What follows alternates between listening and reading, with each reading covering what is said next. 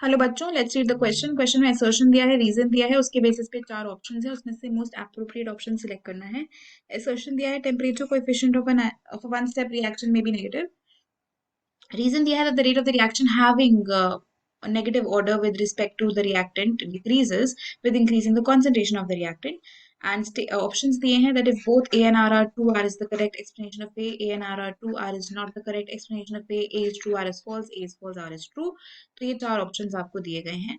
तो अगर इस क्वेश्चन में हम बात करते हैं अबाउट द की कॉन्सेप्ट, तो यहाँ पे एक तो हम बात करने वाले हैं about the order of the reaction, है ना। ऑर्डर ऑफ द रिएक्शन की हम बात करेंगे and rate of the reaction को डिस्कस कर लेंगे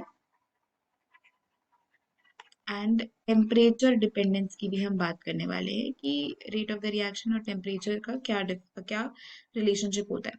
तो पहले उसी की बात कर लेते हैं। टेम्परेचर कोएफिशिएंट जो हमारा होता है ना, टेम्परेचर कोएफिशिएंट जो होता है that is basically the ratio of the rate constant of temperature T plus 10 divided by temperature T which almost get doubles। ठीक है, इसको almost हम लिखते हैं।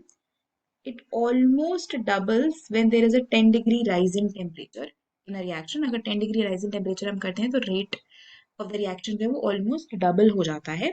ये आपका temperature coefficient होता है, this ratio, so it almost doubles, it cannot be negative, right? Negative ये नहीं हो सकता, तो इसलिए ये स्टेटमेंट गलत हो गई है।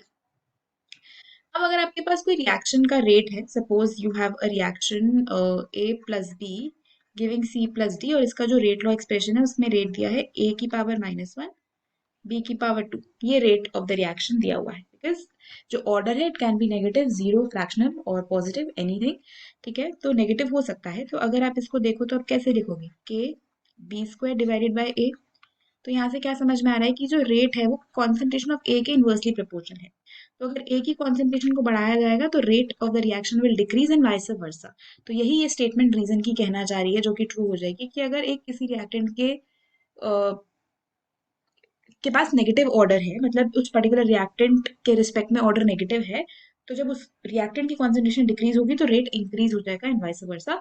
ये स्टेटमेंट बिल्कुल सही है, right, because inverse relationship establish हो जाएगा। Assertion is false but reason is true, तो correct answer option 4 हो जाएगा। तो if you talk about the final answer for this question, तो वो रहेगा option 4, right? Hope you understood it well. Best of luck.